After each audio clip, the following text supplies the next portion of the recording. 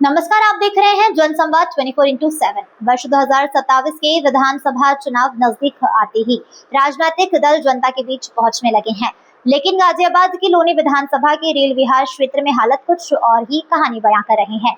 यहां के स्थानीय परिवारों का कहना है कि वर्षों से मूलभूत सुविधाओं के लिए संघर्ष जारी है, लेकिन समस्या जस की तस बनी हुई है। लोनी विधानसभा क्षेत्र के रेल विहार में स्थानीय निवासियों से बातचीत के दौरान लोगों का गुस्सा साफ दिखाई दिया। क्षेत्रवासियों का कहना है कि चुनाव के समय नेता बड़े बड़े वादे करते हैं, लेकिन चुनाव जीतने के बाद जनता की समस्याओं को भुला दिया जाता है। लोगों के अनुसार क्षेत्र में बिजली, पानी और सड़क जैसी बुनियादी सुविधाओं का गंभीर संकट बना हुआ है। स्थानीय लोगों ने बताया कि हर घर नल, हर घर जल जैसी योजनाएं कागजों तक सीमित नजर आती है। कई इलाकों में पेयजल की समुचित व्यवस्था नहीं है, जबकि सड़कें जर्जर हालत में है। बारिश के मौसम में स्थिति और भी खराब हो जाती है। सड़कों पर जल भराव होने से बच्चों को स्कूल जाने में परेशानी होती है और बुजुर्गों को अस्पताल पहुँचाने में कठिनाइयों का सामना करना पड़ता है। क्षेत्रवासियों का आरोप है कि जल निकासी की समुचित व्यवस्था न होने के कारण गंदा पानी लंबे समय तक सड़कों और घरों के आसपास जमा रहता है। धूल और प्रदूषण के कारण लोगों को सांस संबंधित बीमारियों का खतरा भी बढ़ा रहता है। स्थानीय लोगों का कहना है कि विकास के दावे तो बहुत किए जाते हैं, लेकिन जमीनी स्तर पर हालत कुछ और ही दिखाई देता है। लोगों का कहना है कि यदि जनप्रतिनिधि वास्तव में विकास का दावा करते हैं तो उन्हें क्षेत्र में आकर वास्तविक स्थिति का निरीक्षण करना चाहिए और समस्याओं का स्थायी समाधान करना चाहिए। अभी हम पहुंचे हुए लोनी नगर पालिका के वार्ड नंबर 45 में। वार्ड नंबर 45 में बहुत ही सुंदर सुंदर फ्लैट, लाखों रुपए लगा कर ये फ्लैट बनाए गए हैं और यहाँ पर खरीदने वाले जो परिवार है उन्होंने भी बड़े शौक से, बड़े ध्यान से इन फ्लैटों को खरीदा कि अच्छा माहौल है। जिस समय फ्लैट इन्हें बेचे गए थे उस समय सब्ज बाग दिखाए गए थे कि सीवर भी पड़े हुए हैं, मेट्रो भी नजदीक है, गलियां भी बनी हुई हैं, सब कुछ बना हुआ है। लेकिन यहाँ पर जब धरातल पर लोगों ने फ्लैट खरीद कर इसमें रहने पहुंचे तो असली स्थिति से वाकिफ हुए हैं, निकलने को रास्ते भी नहीं हैं, मजबूरी में रह रहे हैं। क्योंकि जो फ्लैट 25 लाख में लिया होगा आज उस फ्लैट को कोई 15 लाख भी देने को तैयार नहीं है।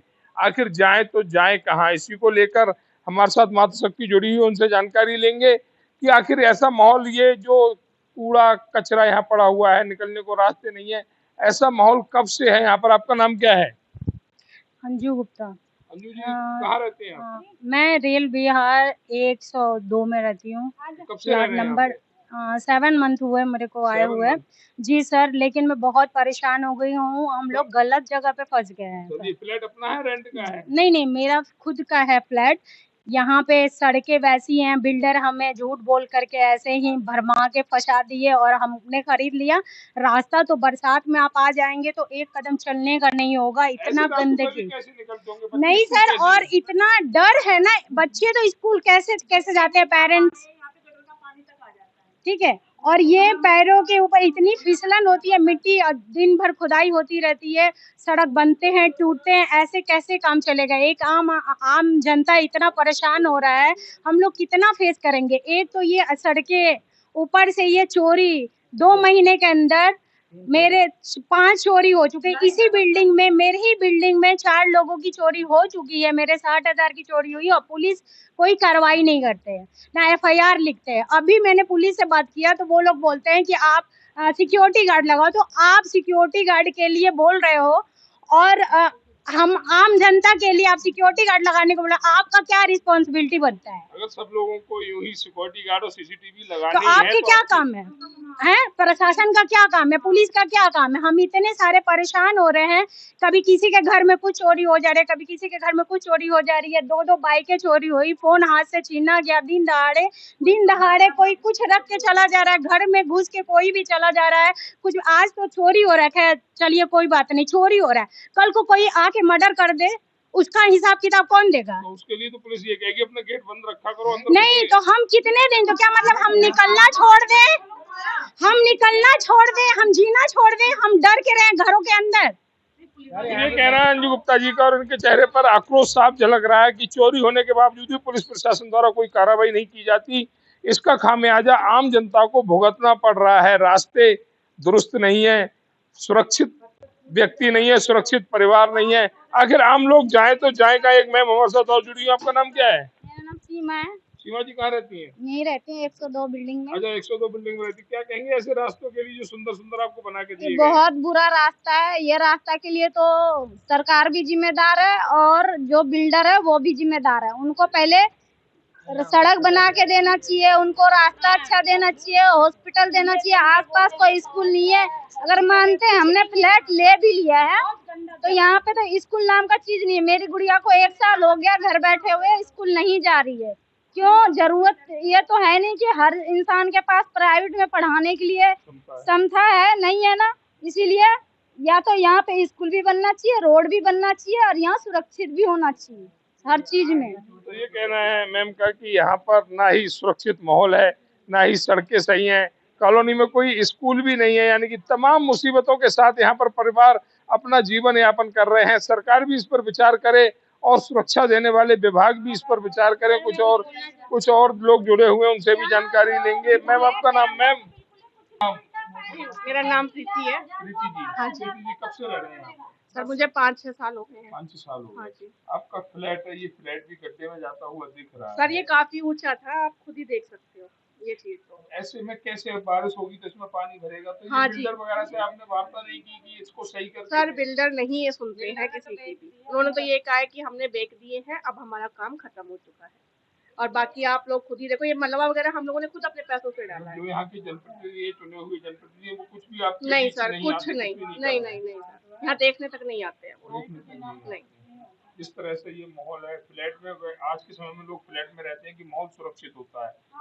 यहाँ तो रास्ते भी दुरुस्त नहीं है, माहौल भी सुरक्षित नहीं है। यहाँ तो क्या सर कहेंगे? अगर हम बाहर निकल जाए ना तो ये पता नहीं है कि हम सही सलामत आ भी पाएंगे कि नहीं। यहाँ पर मतलब इतना बुरा हाल हो रखा है कि ना तो आप वाहन चला पा रहे हो, ना ही पैदल चल पा रहे हो, और बच्चों के लिए तो नर्क है। तो ये कहना है प्रीति जी का कि कोई भी माहौल यहाँ पर ऐसा नहीं है जिसे हम सुरक्षित कह सकें। ऐसा नहीं है जहाँ पर हम आराम से निकल सकें। बहुत सी मुसीबतों का सामना हमें करना पड़ रहा है। इसलिए हम रेल विहार में नहीं आए थे, लेकिन अब अपना फ्लैट लेकर फंस चुके हैं। बेच भी नहीं सकते और यहाँ से जा भी नहीं सकते। इस गंदगी भरे माहौल में हमें अपना जीवन गुजारना पड़ रहा। बड़ा सवाल है उन जनप्रतिनिधियों से भी जो बड़ी बड़ी बातें करते हैं। अभी कुछ दिन बाद चुनाव होंगे, यहाँ पर आएंगे, वोट मांगेंगे और कहेंगे हम यहाँ पर संगमरमर लगवा देंगे। लेकिन सच बात यह है कि जो रास्ते होने चाहिए, दुरुस्त रास्ते होने चाहिए, जिससे व्यक्ति आराम से निकल सके, बच्चे स्कूल जा सके, बुजुर्ग अस्पताल जा सके, में कहीं ना कहीं सरकार और उनके प्रतिनिधि असमर्थ है। एक मैम और जुड़ी, आपका नाम क्या है मैम? मेरा नाम पूनम है। पूनम जी कहाँ रहती है? इसी बिल्डिंग में रहते अच्छा, इसी बिल्डिंग में रहते हैं। कैसे बाहर मार्केट करते हैं, कैसे अस्पताल वगैरह जाना होता है?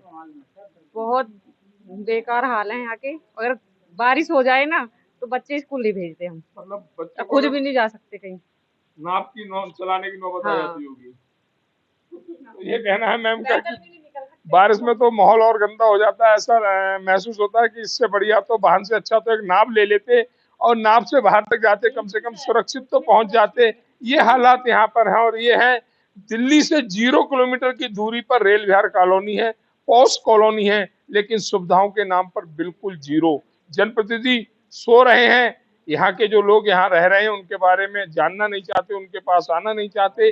कहीं ना कहीं सरकार के लिए भी आने वाले समय में ये डर वाली बात है कि अगर जनता की जो सुविधाएं हैं, बिजली पानी सड़क ही मांगती है सरकार से, और वह सुविधाएं भी अगर पूर्ण नहीं होंगी तो फिर ऐसे जनप्रतिनिधियों को जनता क्यों चुनेगी? यहाँ पे किसी को कुछ बोल दो तो बदमाश आते हैं, यहाँ पे गोली मारने की धमकी देते हैं। अब मैं जैसे काम पे चला जाता हूँ, मैं तो बाहर हूँ, मेरे बच्चे अकेले नाम हैं। क्या? पहले नाम मेरा नाम अब्दुल रहमान है। तो आपको टैक्सी धमकी चलाता कौन हूँ। देता है? यहाँ बंदे बदमाश लोग आते हैं, कोई भी जैसे आपस में झगड़ा हो गया है, कुछ हो गया, पता नहीं, अनजान बंदे आते हैं यहाँ पे गोली मारने की धमकी देते हैं कि गोली मार देंगे, ये करेंगे, वो करेंगे। ठीक है, तो बहुत यहाँ पे डर के माहौल में रह रहे हैं हम लोग बस। तो यहाँ पर भैया ने एक और नई बात बताई कि यहाँ पर है जो डर का माहौल है, उस माहौल में हम अपना जीवन गुजार रहे हैं। कहीं ना कहीं अब प्रशासन पर सवाल खड़े होते हैं कि आखिर प्रशासन क्या कर रहा है, लोगों को सुरक्षित माहौल देने में असमर्थ क्यों है? प्रशासन के सामने वो गोली मारने की धमकी देते हैं, प्रशासन के सामने। कि गोली मार दी जाएगी, प्रशासन था। आखिर क्या कर रहा है प्रशासन? जब प्रशासन के सामने अपराधी किस्म के लोग इस तरह की धमकी आम लोगों को दे रहे हैं तो कहीं ना कहीं प्रशासन पर भी सवाल खड़े होते हैं कि आखिर क्यों नहीं दे पा रहे हैं वो सुरक्षित माहौल। 2027 के विधानसभा चुनाव से पहले रेल विहार के लोगों की नाराजगी राजनीतिक दलों के लिए चिंता का विषय बन सकती है। क्षेत्रवासी अब दावे से अधिक काम देखना चाहते हैं। सवाल यह है कि क्या चुनाव से पहले इन समस्याओं का समाधान होगा या फिर जनता एक बार फिर आश्वासन के भरोसे पर छोड़ दी जाएगी। इसी बड़े सवाल के साथ कैमरा पर्सन के साथ जनसंवाद 24/7।